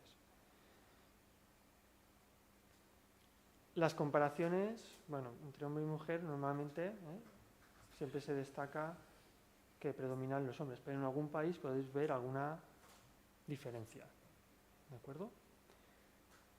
Por ejemplo, de los países de origen, voy a repasarlo todo, pues podríamos hablar de Filipinas, de Kazajstán, de Rumanía.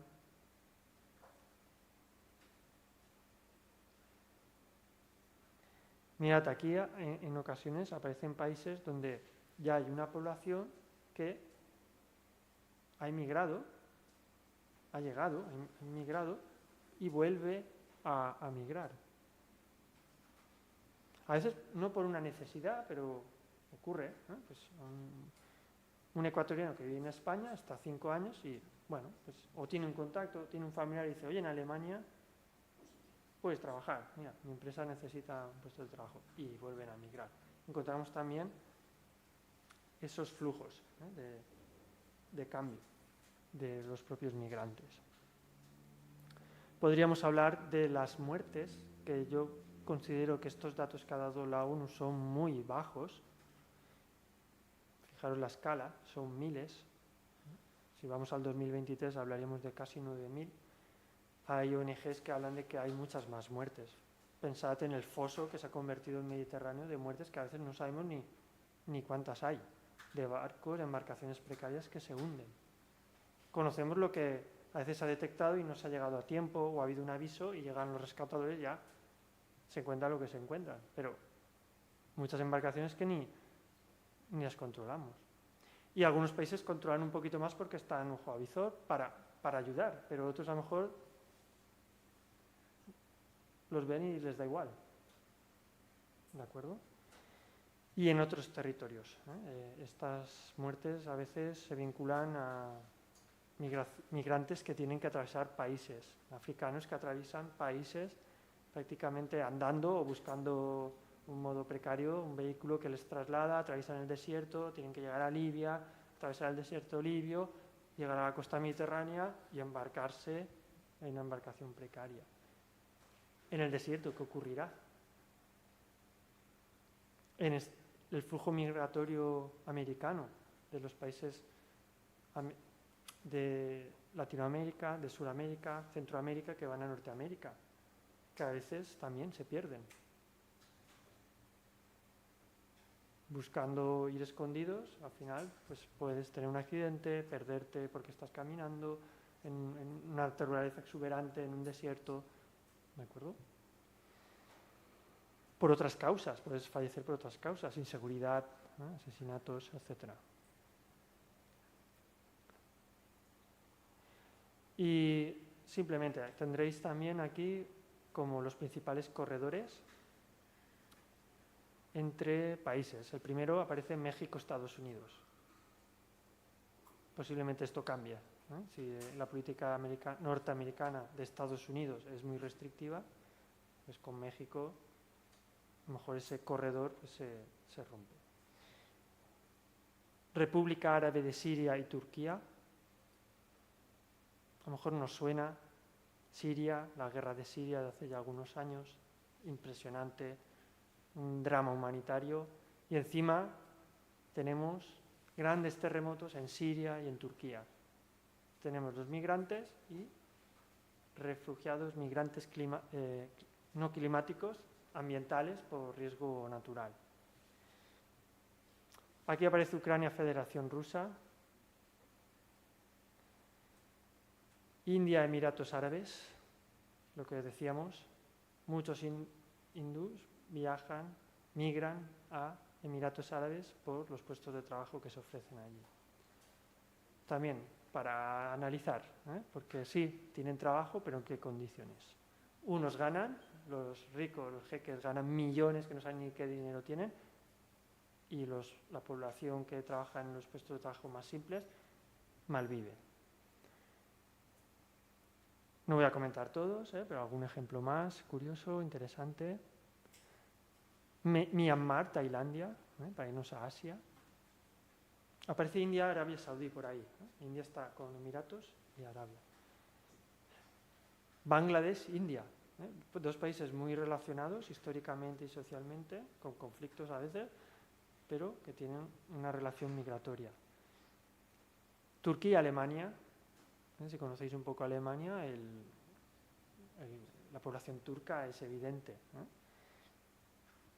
Venezuela, Colombia, todos los problemas de Venezuela a Colombia. Venezuela, España, aunque no está, es importantísimo, sobre todo a Madrid, aunque luego de Madrid se desplazan a otros sitios de España.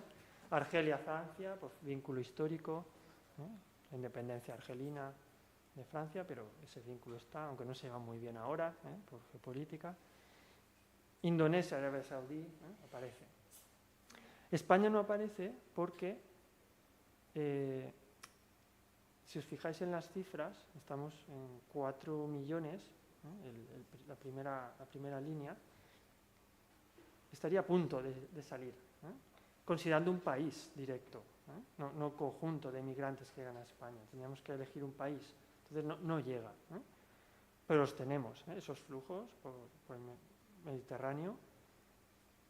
No todos los migrantes vienen en patera, eso es otra cuestión que hay que comentar. Muchos vienen en avión y entran normalmente, pero tenemos un flujo directo de África, o de países del Magreb o de subsaharianos que han atravesado parte de África y se embarcan para o bien ir a Italia o a España.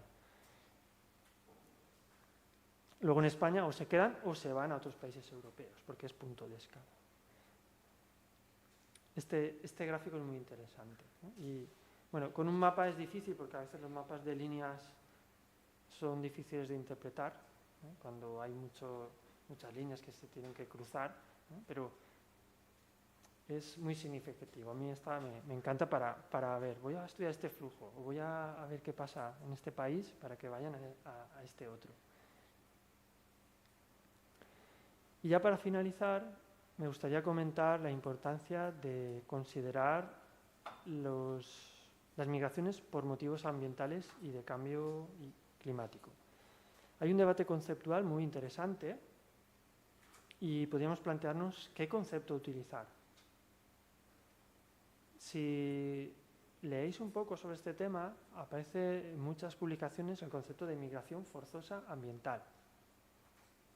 Forzosa porque la persona que se desplaza tiene unas condiciones ambientales que no le aseguran una vida cómoda o sencilla o normal. Dentro de lo ambiental entrarían muchos aspectos, desde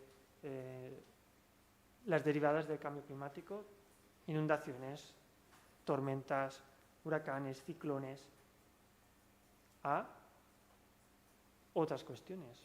La propia industria en algunos territorios contamina tanto que la población que ha vivido ahí o vive se tiene que desplazar porque es insalubre. Eso es un problema ambiental más específico. ¿De acuerdo? Ambientalmente también se habla de que hay riesgos geofísicos. Los grandes terremotos. Hay partes del planeta que tienen un mayor riesgo. Hemos hablado del gran terremoto, los grandes terremotos de Siria-Turquía, en Irán. El de Haití del 2010, que a lo mejor no suena, pero que fue tremendo. Devastó el país entero. Uno de los países más pobres del mundo. A veces, ¿cuál es el más pobre?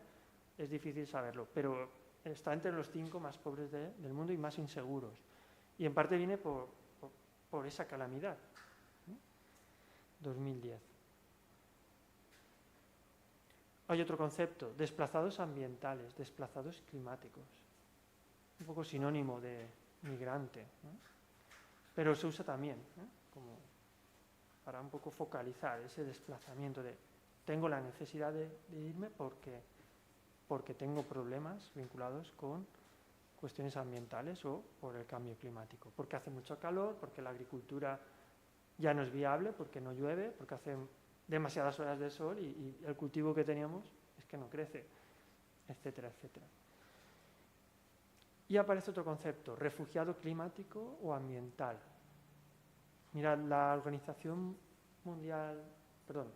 Internacional de las Migraciones considera que hablar de refugiado climático es incorrecto, porque el Estatuto de Refugiado de los años 50, después de la Guerra Mundial, de la Segunda Guerra Mundial, definió que era un refugiado y era una persona que no podía vivir en su lugar habitual porque tenía peligro incluso de vida o porque tenía como una represión del que manda que está en contra de tus familiares o tuya. Y en la reglamentación no aparece que uno de los motivos sea el cambio climático. Claro, estamos en los años 50, eso ni se consideraba. Muchas ONGs lo usan, muchos libros publicados aparece refugiado climático. Hay investigadores de estos temas que dicen, bien, el debate conceptual está bien, pero lo podemos usar porque sabemos lo que significa. Otra cosa es la consideración legal de que es un refugiado. ¿De acuerdo? Pero la OIM dice que no usemos ese concepto. Esta organización habla de migrante forzoso por motivo climático.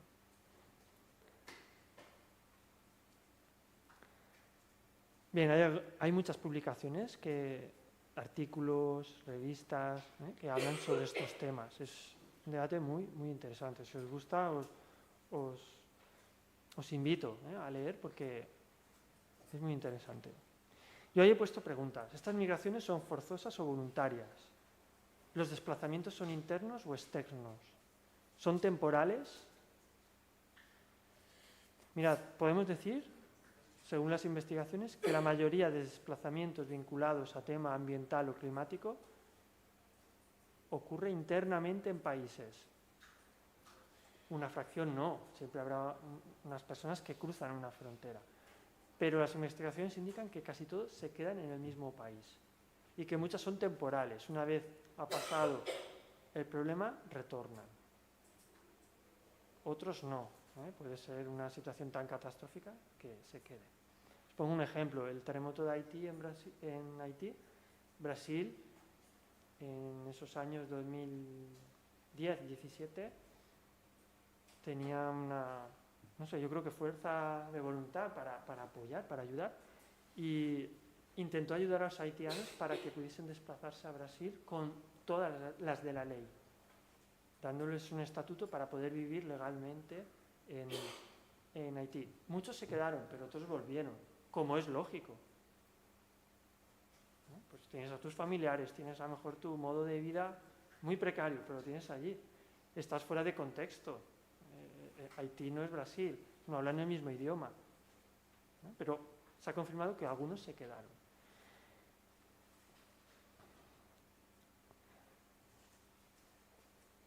Bien, en la presentación tendréis algunas definiciones concretas. No las voy a leer porque no da tiempo, pero es muy interesante. Y un poco para terminar, me gustaría terminar con esta aportación de Kalin y Selfer, que categorizan los desplazamientos motivados por el cambio climático. Ellos hablan, una publicación de 2012, no hace mucho, pero ya tiene 13 años, hablan de desastres naturales repentinos, huracanes, ciclones, inundaciones, tifones, desprendimientos de tierra, que a lo mejor aquí nos suena un poco extraño, pero en otros países, por el tipo de material, hay un desprendimiento de tierra y arrasa medio municipio y pierden todas las tierras de cultivo. Desaparición de pequeños estados insulares. Nos podemos ir a la Micronesia, a Tuvalu, Tonga, y la crecida del nivel del mar hace que ya tengamos desplazados, porque el agua está ahí. Si sube medio metro ya está el agua dentro de las casas, dentro de las calles. Se habla incluso de dónde se trasladan, a otra isla, a Australia, a Nueva Zelanda, que son las cabeceras, los países potentes. Áreas consideradas o que serán consideradas de alto riesgo. Ya hay estudios que definen dónde el cambio climático será más importante, por ejemplo. Incluso se calculan las horas de exposición en horarios más calurosos. Muchos trabajos son a la intemperie. Si hace mucho calor, un agricultor va a sufrir. Un obrero, un minero a cielo abierto, no puede trabajar. Otros problemas son por degradación ambiental, sequía, salinización de tierras, por mal uso de insumos, de abonos, por ejemplo, de extracción de aguas, de acuíferos, salinizas un acuífero o la tierra. La desertificación, la pérdida del suelo por malas prácticas agrícolas, por otro régimen de lluvia que arrastra la tierra porque ya cae en un día todo lo que tendría que caer en un mes. Y también la reducción de los recursos naturales donde viven, sobre todo en esas zonas donde hay megaexplotaciones de recursos. Minería extractiva a cielo abierto, reducción de las masas forestales primigenias, se cambian modos de vida y mucha gente tiene que desplazarse. Y ya para terminar, me gustaría leer este párrafo de ACNUR, de un informe de ACNUR, donde hablan sobre el problema de los migrantes vinculados al cambio climático. Dice así: los efectos adversos del cambio climático y los desastres tienen consecuencias diversas para los estados y las sociedades. Entre estas consecuencias se pueden incluir una creciente prevalencia, distribución y gravedad de enfermedades nuevas, salud, y reemergentes, la inseguridad alimentaria y la hambruna, sufrimiento directo de personas que no comen o están mal alimentadas, malnutridas, la escasez cada vez mayor de tierras cultivables y agua potable. Mucha gente no puede vivir en muchos territorios. La exposición a la explotación y trata de personas, así como pérdidas humanas, materiales, económicas o ambientales. Un poco quedémonos con esta reflexión, con esta afirmación y un poco con las consecuencias que puede tener. Con lo que estáis viendo en el curso, con expertos de clima tan buenos que están viniendo, el panorama no es muy alentador, porque la tendencia es muy clara, de cambio en los patrones climatológicos, y si hablamos simplemente de las zonas donde va a hacer más calor, pues hay cartografía que claramente indica dónde se va a dar. Eso va a hacer que estas migraciones irán a más. A lo mejor son temporales, un año hay más que otras, porque hay problemas ambientales o de cambio climático que son puntuales. Una gran inundación pasa un año, pero al año siguiente son más pequeñas, ¿no? Pero la tendencia será ir a más. Es un reto y a futuro pues tendremos que tomar medidas. Ya hay organismos, ONGs, que están hablando de hacer frente a las necesidades de estas personas. Concretarlas no es sencillo, pero seguro que encontraremos también información de esas cosas positivas que se van lanzando. Y muchas gracias, creo que me he extendido un poco, pero quería terminar con este punto.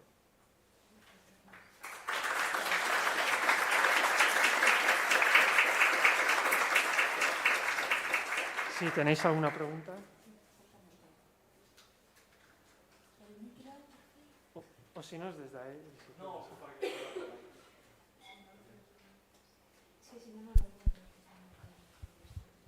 Yo quería preguntarte sobre un tema que es cada vez lo oigo más, y es la teoría del gran reemplazo. No sé si te suena. Teoría del gran reemplazo. No la sé explicar bien, pero es como un concepto de que al haber una mayor inmigración y un decrecimiento de los nacimientos de las poblaciones autóctonas, la cultura local acabaría reemplazada por esa de los inmigrantes. Y si lo utiliza mucha gente como para alertar o generar alarma sobre la inmigración y justificar ciertas barbaridades. La conozco, he oído hablar de ella y no estoy de acuerdo, porque yo creo que no va a haber un reemplazo cultural.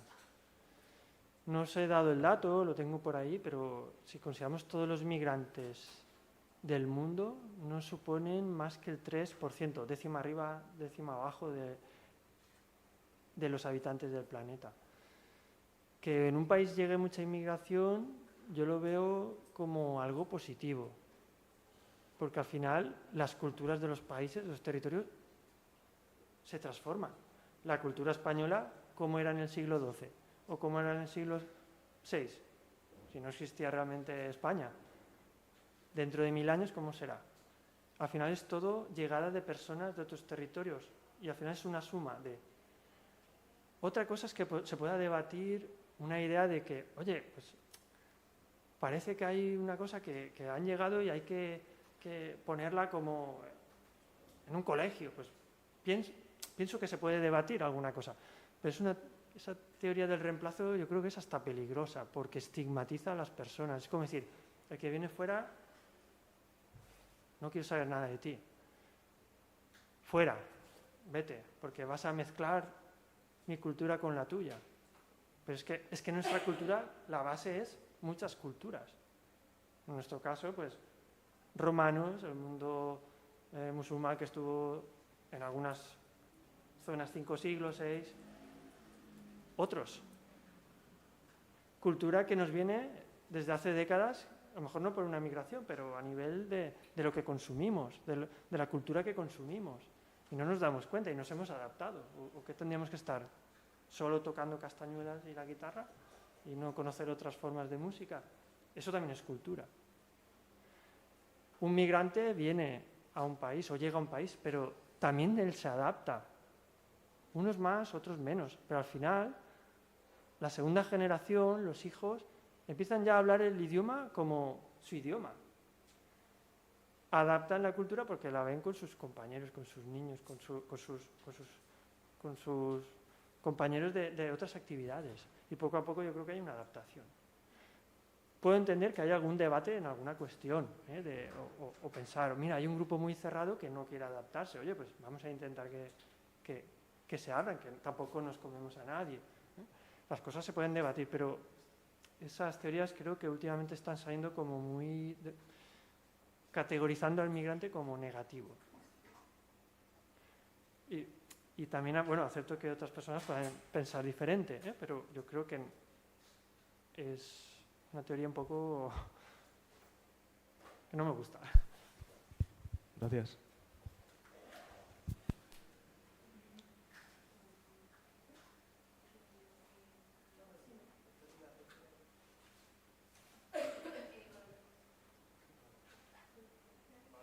Con respecto a lo que acabas de decir de la tolerancia, para mí que, o sea, no se está haciendo ni una cosa ni la otra, ni se está promoviendo la tolerancia, ni se está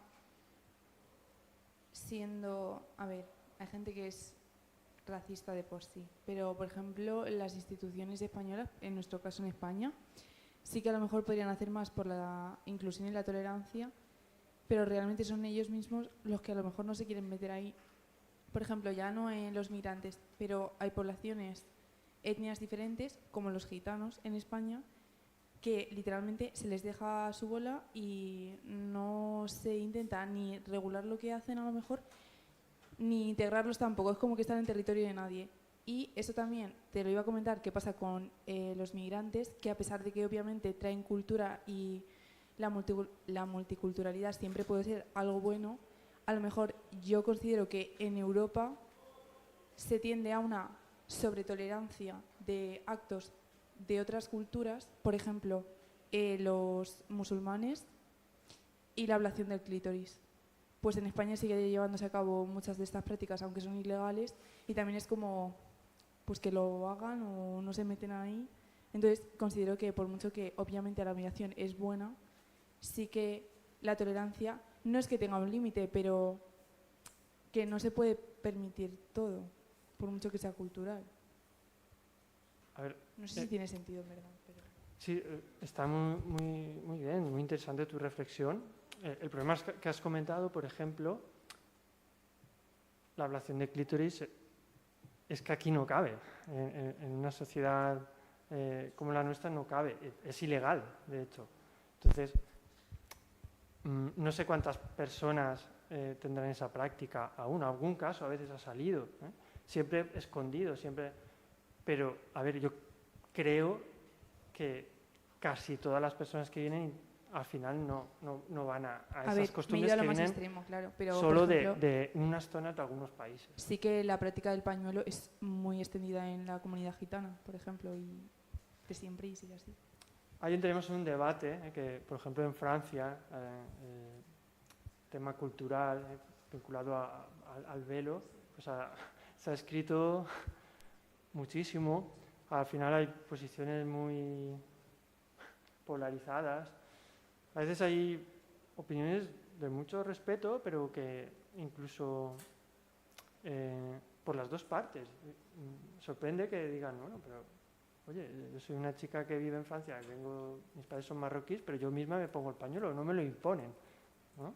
Es por una creencia, no. Pero no me refiero al pañuelo, me refiero a la práctica del pañuelo que se realiza a las mujeres para lo de la... Perdón, no lo he escuchado muy bien y...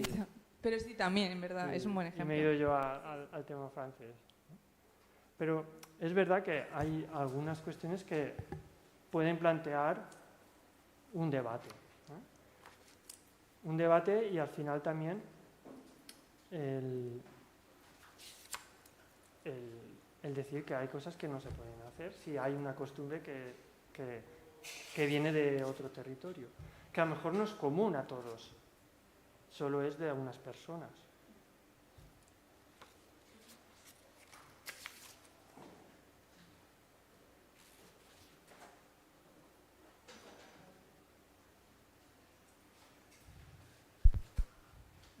Bueno, lo mío es como un tema de debate más bien, porque viendo las proyecciones me dejan como un sinsabor porque siento que no se toman todos los factores. Por ejemplo, uno que hacía la ONU que decía que al 2050 se esperaba que la esperanza de vida fuera, si no me equivoco, como de 80 años, pero creo que se deja muy de lado el continente africano, que por ejemplo la esperanza de vida en el continente africano es de 45 años, si no me equivoco, y la edad media es de menos de 20 años, entonces es como que algunos datos se dejan de un lado. No, Roland, la ONU tiene los datos a nivel mundial y luego a nivel regional tú puedes estudiar lo que pasa en África, incluso dentro de África, separando partes de África. Yo también, por tema de resumir la presentación, no he puesto todos los datos, pero tú puedes llegar a conocer esa esperanza de vida para África. Y ese dato que he dado yo, que no llegará a los 80 años, no llegará, al final es como la consideración de todo. Los países que tienen esperanzas de vida muy elevadas y los que menos. Al final es como una combinación. Pero las proyecciones de la ONU son muy completas, ¿eh? Y puedes conocer lo que ocurre en cada zona del mundo. Sí, me refería más que todo por el tema de que África se ha visto siempre como muy atrasada en lo que es el desarrollo. Entonces, si se da un dato global, tomando en cuenta los diferentes continentes, me causa como algo extraño de que sea tan alta teniendo un país con tanta indiferencia. Bueno, por ejemplo, tomando el ejemplo de África, la esperanza de vida irá creciendo también en esos países. De hecho, ya está creciendo, aunque podamos pensar que en algún país hay problemas sanitarios, problemas de hambrunas, grandes hambrunas como los más mayores, a lo mejor la de los años 80, las imágenes que salían en los telediarios de niños famélicos, ya no se dan tanto. A veces hay datos por ahí que un poco hay que comentarlos también. Pero entiendo que tú pienses que, bueno, pues te quedas ahí un poco frío con esos datos globales, pero al final cuando hablamos de un planeta donde hay tantos territorios diferenciados y países, claro, al final los datos los tenemos que combinar para ver la visión conjunta. Pero lo he dicho al principio, al final hay que ir a la escala, al cambio de escala, porque en el cambio de escala encontramos diferencia. Y sobre todo nos permite hacer frente o intentar hacer frente a esas necesidades que puedan tener. ¿Por qué tienen poca esperanza de vida en África? En comparación con nosotros. Pues a lo mejor los servicios sanitarios no son los que tenemos aquí. Hay otro tipo de problemas a nivel de diferencias socioeconómicas, algunas enfermedades que afectan mucho. Hace un mes salió una enfermedad que salió en el Congo que no sabían ni lo que era y tenía una mortalidad que es del 50%. Ya no se ha hablado más, un brote, pero siempre pasa en estos países.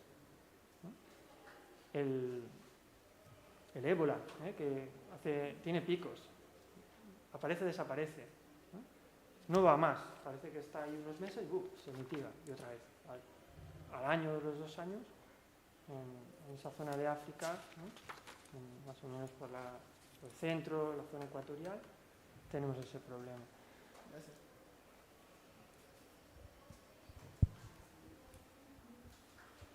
A mí me gustaría comentar sobre lo del gran reemplazo y demás, que siempre hablamos de gente de países africanos y demás, y con este tipo de cosas, y se habla pues eso de que es que nos van a venir a cambiar la cultura porque llevan pañuelo y porque tienen otra religión, pero luego, no sé, yo por ejemplo tengo familia en Benidorm y Benidorm está llena de europeos que no hablan español, que llevan 20 años viviendo aquí y no hablan una palabra de español, y digo, hombre, pues reemplazo cultural igual es de esta gente, porque no sé, me parece que se adaptan mucho más otros migrantes que precisamente Málaga, Benidorm y otros sitios, que es que tienen gente que lleva aquí viviendo 20 años y no habla español, y no son árabes, no son, no sé, es que a veces me da gracia ese tipo de teorías y cosas, porque digo, a ver, es que ya, pero si hablamos de gente que no se adapta, gente que lleva 20 años viviendo aquí y ni siquiera sabe hablar español, me refiero. Ya. No sé, y luego en cuanto, por ejemplo, las mujeres árabes que llevan pañuelo, yo he trabajado cara al público y ves a chicas jóvenes en grupitos que son amigas y una lleva el pañuelo y la otra no, y porque al final se adaptan a la cultura de aquí y unas deciden llevar el pañuelo y otras deciden que no. Entonces, no En la sé. propia universidad también Claro, tenemos sí. alumnas Sí. de origen magrebí y algunas van con pañuelo, otras sí. Y la que lleva, a mí siempre me ha dado la impresión de que lo lleva libremente, por cómo es, porque a veces le diriges el TFG y más o menos conoces un poco, ¿no? Yo sé que son temas muy... que se puede debatir, ahora hay muchas ideas así muy confrontadas, polarizadas, pero un poco coincido contigo, que hay mucha población que viene y yo me fijo sobre todo en los parques, los niños, cuando paso y ves cómo hablan español y están jugando a veces entre ellos y no hay ningún problema. Y cuando se hagan mayores, en equipos deportivos, y un poco Que- esa es la integración. Sí, que yo no digo que los europeos no se adapten tampoco, pero que me llama la atención que se hable siempre de población, sobre todo árabe, y no se hable de pues eso, las colonias que tenemos aquí de europeos, que son colonias cerradas en las que van a bares, en los que los propios camareros no son españoles tampoco, y se hace todo en inglés o en alemán o en el idioma que toque. Sí, también sería una persona que va a vivir a otro lugar, por lo menos integrarte mínimamente del idioma. Es normal que a veces te juntes con los de tu nacionalidad, pero nosotros damos en turismo y en salidas de campo a veces hemos ido a zonas donde viven muchos extranjeros y es verdad, incluso algún inglés o noruego que te dice que está más adaptado y dice, es que mis compatriotas ahí están, siempre llevan 20 años, tienen una avería, un fontanero, claro, no saben hablar español, llega el fontanero y, pues, ¿qué tengo que no sé, a lo mejor él puede hablar inglés también, pero un mínimo decir, ¿no? Es que es la cañería, que aquí, ¿no?